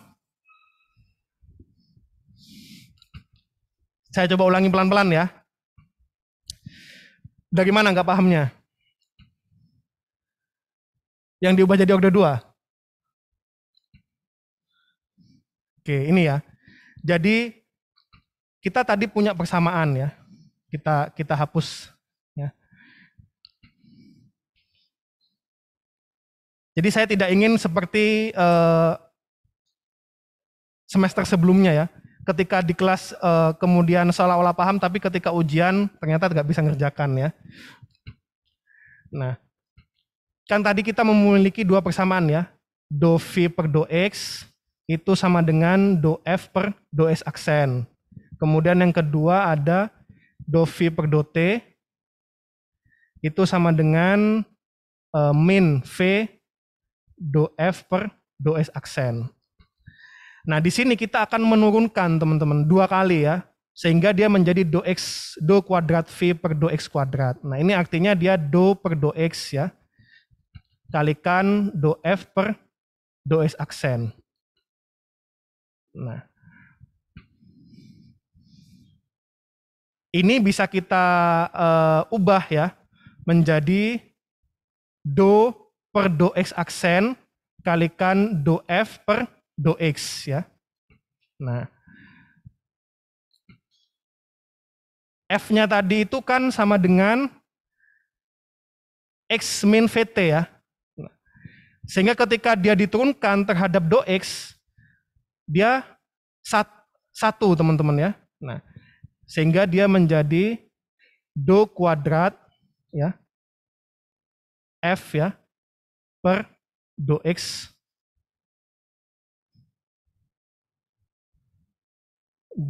do X aksen kuadrat. Nah, ini yang pertama.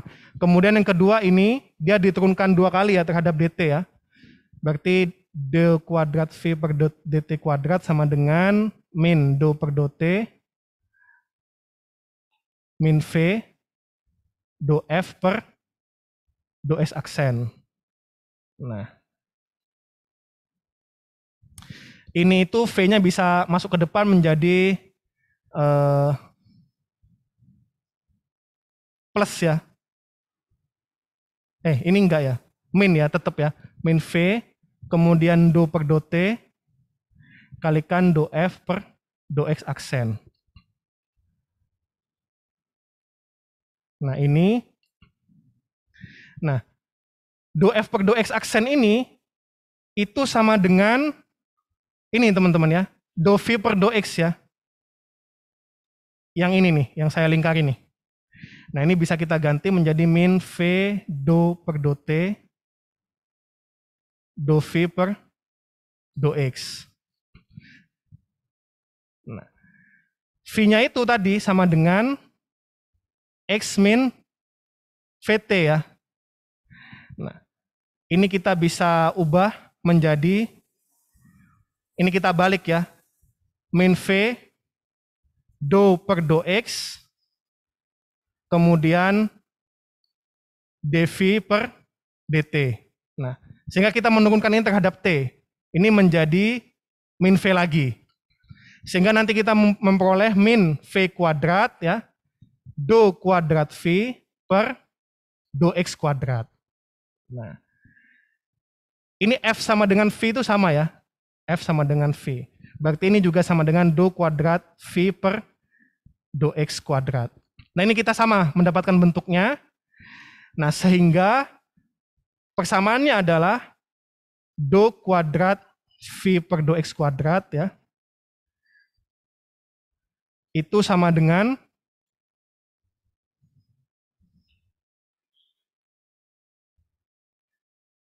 V kuadrat ya, min seper V kuadrat ya. Oh, min kali min plus teman-teman ya, ini sudah plus. Seper V kuadrat, do V kuadrat V per do T kuadrat. Nah ini. Kita mendapatkan rumusan dari persamaan gelombang orde 2 ya.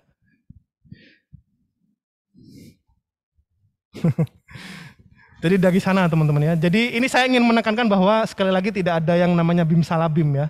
Jadi semua persamaan itu ada penurunannya. Bisa kita cari penurunannya ya. Nah, ini adalah persamaan diferensial dari gelombang. Ya. Orde 1. Satu dimensi ya. Satu dimensi. Oke. Ini adalah penurunannya.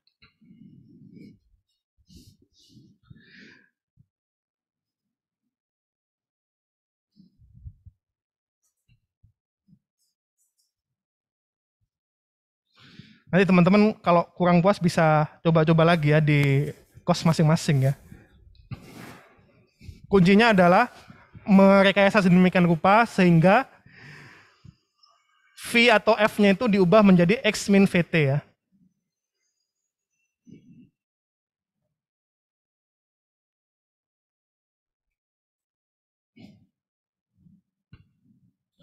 Oke.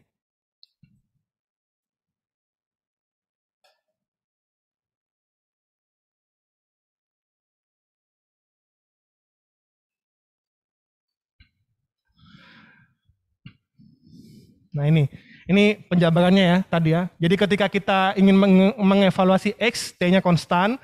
Dan ketika kita ingin mengevaluasi T, X-nya konstan. Tapi kita kalikan ini dengan rantainya tadi ya.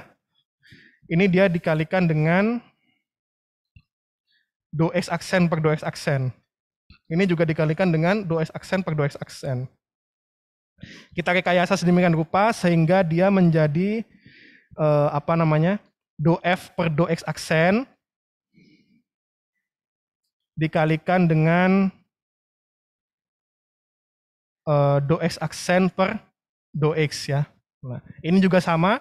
Ini kita rekayasa supaya do F per do X aksen dikalikan do X aksen per do T. Kan tidak mengubah ya bentuknya ya.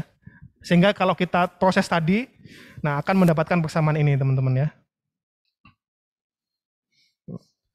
Dan ini adalah tidak teredam ya, jangan lupa ya. Dia tidak teredam. Atau disebut sebagai wave equation for undamped system. Nah, kalau teredam bagaimana Pak? Nah, misalkan teman-teman bertanya seperti itu. Dan ini ideal teman-teman ya, tidak ada gelombang yang mutlak persis memenuhi persamaan ini ya. Nah, bagaimana kalau teredam? Nanti dia akan masuk ke dalam sini. Kan teredamnya itu biasanya waktu ya. seiring berjalannya waktu dia akan menjadi teredam. Nah, dia nanti akan masuk ke sini teman-teman ya. Faktor redamannya dia akan masuk kepada d psi per dot T. Oke. Nah, sekarang baru kita akan masuk ke tugasnya teman-teman ya. Kan tugasnya teman-teman diminta membuktikan apakah suatu fungsi itu merupakan gelombang atau tidak ya. Fungsinya adalah 3 ya per 10 min X min VT kuadrat plus 1 seperti ini ya. Nah, teman-teman diminta membuktikan apakah ini masuk ke persamaan gelombang atau tidak. Nah, teman-teman ini harus melakukan diferensiasi. Ini adalah sebagai V-nya teman-teman ya, sebagai pesinya ya. Sehingga ini perlu diturunkan 2 kali terhadap X ya. Kemudian ini juga perlu diturunkan 2 kali terhadap T, dikalikan seper V kuadrat. Nah, kalau sama, barulah kemudian dia terbukti memenuhi persamaan gelombang atau tidak. Nah, sekarang kita coba akan kerjakan ya. Nah.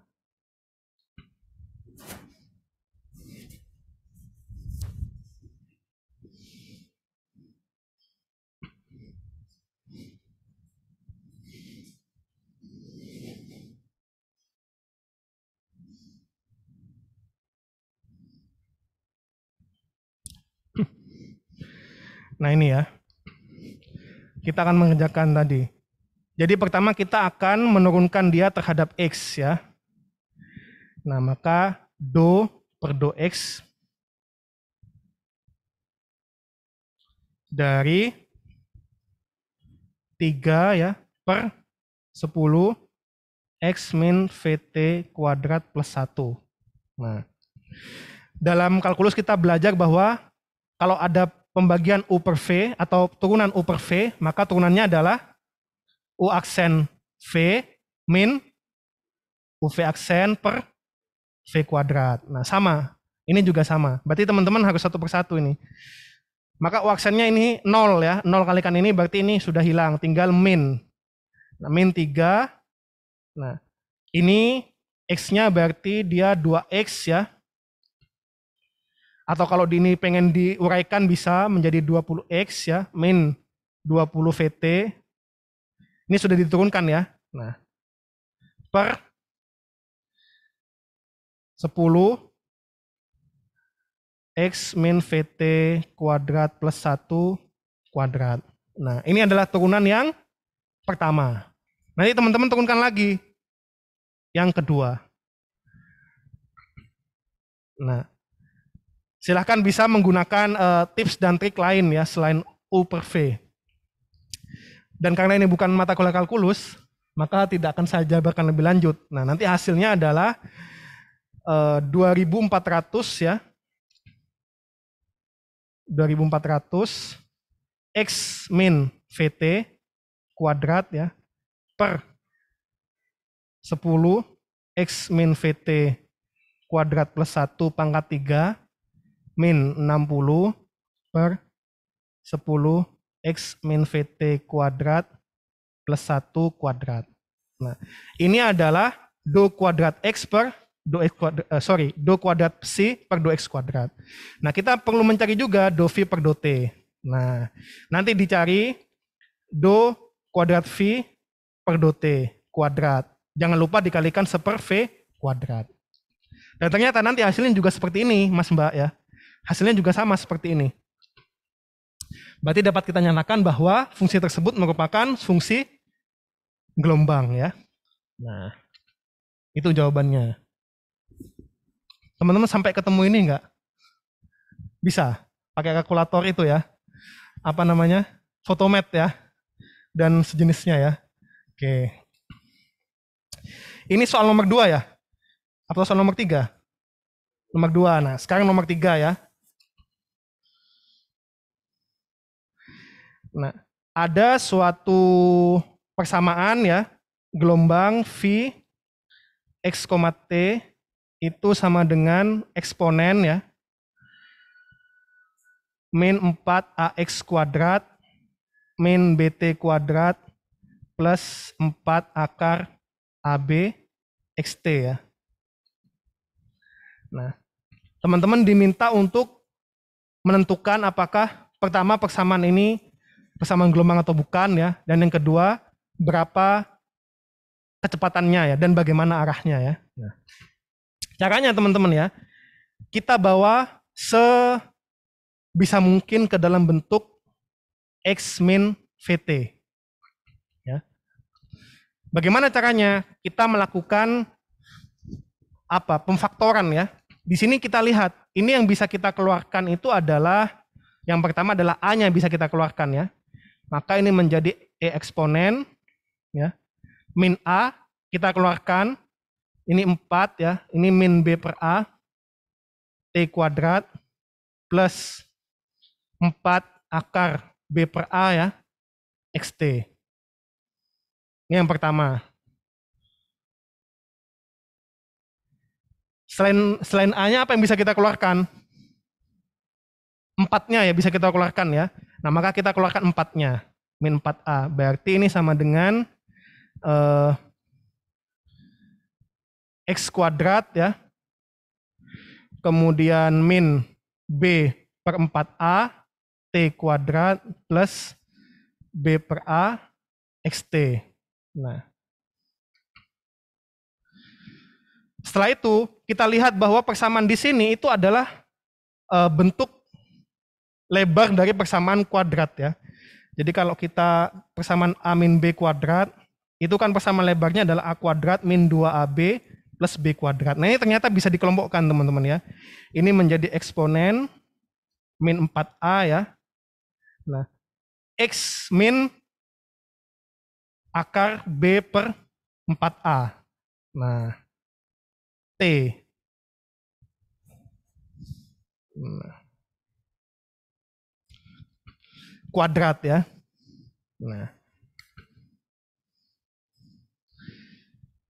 Nah, sehingga ini sudah kita dapatkan nih persamaannya nih. Ini mirip ya. X min akar B per 4A T, ini juga X min VT. Sehingga bisa kita nyatakan bahwa ini pertama min negatif, berarti dia bergerak ke arah mana teman-teman? Ke sumbu X positif ya, sumbu X positif dengan kecepatan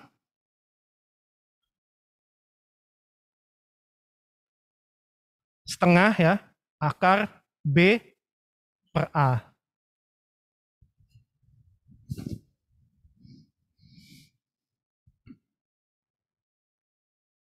Oke, begitu teman-teman.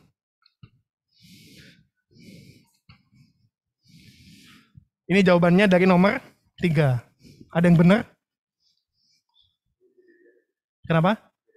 Beda caranya. Harusnya kalau meskipun beda caranya hasilnya juga sama. Berarti salah berarti caranya. Sama, jawabannya sama. Oke. Gimana caranya, Mas?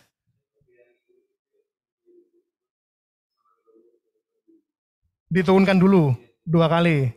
Oke, nah, Mas siapa namanya? Javier. Oke, Mas Javier menurunkan 2 kali terhadap X, kemudian diturunkan terhadap T ya. Nah, kemudian bisa didapatkan V-nya segitu ya, juga sama ya.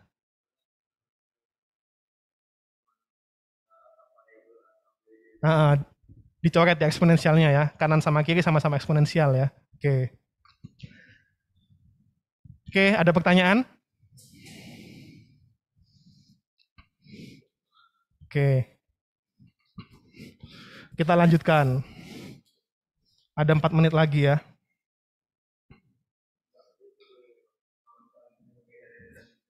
Benar juga, bisa.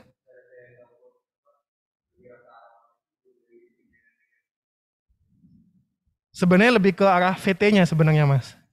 VT-nya, tidak hanya V-nya. Ya, dalam bentuk ini yang paling sederhana ya. Kalau dia negatif kan ke kanan ya, atau ke arah X positif ya. Jadi seperti itu Mas Mbak. Oke. Jadi ada banyak cara ya, ada banyak jalan menuju Roma.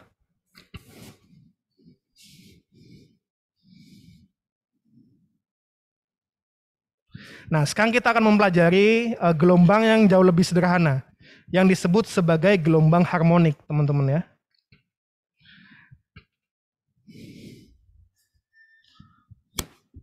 Kenapa gelombang harmonik ini penting?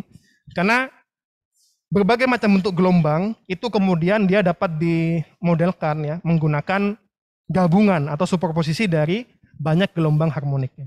Jadi gelombang harmonik itu adalah gelombang yang paling sederhana, teman-teman ya. Biasanya bentuknya adalah bentuknya sinusoidal ya, bentuknya ya biasanya ya. Bisa bentuk sin, bisa bentuk cos ya.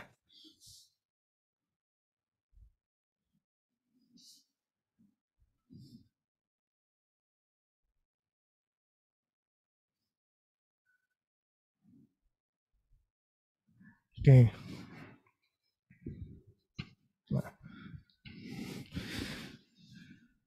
Jadi gelombang harmonik itu adalah bentuk gelombang yang dia harmonik, teman-teman. Harmonik itu dia memiliki pola begitu, pola berulang ya. Nah, biasanya dia bentuknya adalah paling sederhana adalah sinusoidal. Sinusoidal ini tidak hanya sin ya, tapi dia berupa cos juga bisa ya, bergantung pada mulainya di mana. Kalau dia mulainya dari ujung seperti ini, dia sin. Kalau dia mulainya dari amplitudonya, dia cos. Nggak munculnya di belakang atau di HP teman-teman ya. Nah, dan nantinya sembarang bentuk gelombang itu dapat dirumuskan melalui superposisi dari gelombang harmonik. Ini yang menjadi ide dari Fourier ya, transformasi Fourier. Fourier transform. Nah. Jadi bentuk-bentuk gelombang yang kayaknya rumit itu bisa di breakdown ya atau dibuat disintesis dari gabungan dari berbagai macam gelombang harmonik ini. Nah, gelombang harmonik ini dia memiliki sifat yang pertama dia memiliki nilai yang sama berulang ya. Nilai yang sama berulang. Misalkan dia pada ini kan dia berulang 0 lagi ya, kemudian di sini 0 lagi atau di puncaknya dia nilainya 1 katakanlah, kemudian di puncaknya berulang lagi 1. Nah, itu disebut dengan harmonik ya. Nah. Oke. Yang paling sederhana sin, berarti sin dia berangkat dari pusatnya ya. Nah, asin Kx ya. Nah. Kalau dia hanya sin Kx dia masih tetap diam ya. Dia nggak bisa bergerak. Nah, supaya bergerak, nah kita tambahkan nih X min Vt supaya dia bisa bergerak. Sehingga nanti dia jawabannya persamaannya adalah asin K X min Vt. Di mana X-nya ini diganti dengan X min Vt. Kenapa butuh K? Nah, karena di dalam sin itu kan dia itu sebenarnya perbandingan ya, depan per miring ya. Kalau ini ada sin theta ya, depan per miring. Nah, kalau X ini dia punya satuannya itu biasanya meter ya. Sehingga untuk bisa menetralisir meter ini dia butuh suatu variabel yang disebut variabel K. Kan kita inginnya di dalam sin ini kalau nggak derajat ya radian ya. Nah, sedangkan kita mendapatkan hanya X. Nah, gimana supaya kemudian X-nya ini nanti bisa diubah ke derajat atau radian? Kita membutuhkan bantuan dari K. Itulah kenapa ada K di situ ya. Derajat itu ngomong-ngomong bukan satuan SI yang resmi ya. Yang resminya adalah radian ya. Jadi untuk menggambarkan suatu sudut yang sesuai dengan standar internasional itu adalah radian, teman-teman ya. Oke. Sampai sini paham ya. Kemudian A ini adalah amplitudo dan K ini adalah bilangan gelombang atau disebut juga bilangan propagasi dan V ini adalah kecepatan dan seterusnya. Oke. Oke, karena waktunya ini sudah habis, kita akan cukupkan. Kita akan berjumpa minggu depan lagi membahas gelombang harmonik ini ya. Ada yang ditanyakan sebelum ditutup? Ya, silakan Mas.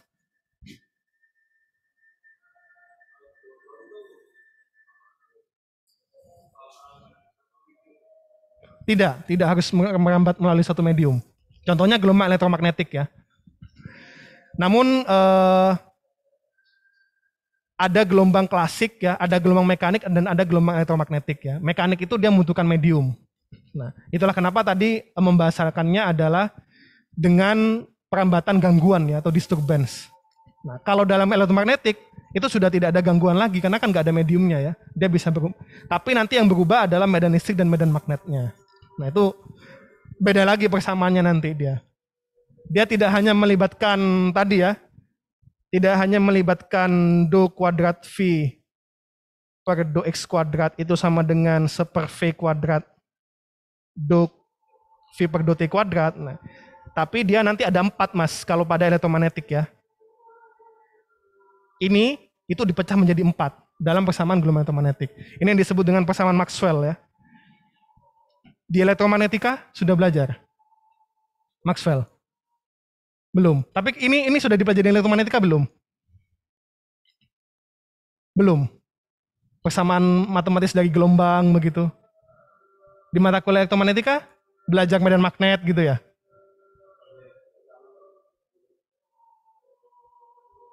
Kenapa? Oh, baru Maxwell yang pertama ya. Oke, ada lagi pertanyaan Mas Mbak, silahkan. Sebelum kita cukupkan, yang daring mungkin kalau ada pertanyaan. Masnya tanya? Oh enggak. Oke. Kalau tidak ada pertanyaan bisa kita cukupkan ya. Kita jumpa minggu depan. Luring lagi ya minggu depan ya. Hybrid lagi ya minggu depan ya. Teman-teman yang ini apa diganti? Nanti yang ada diganti ya. Oke, kita jumpa minggu depan. Terima kasih atas kehadirannya. Wassalamualaikum warahmatullahi wabarakatuh. Oke, sama-sama.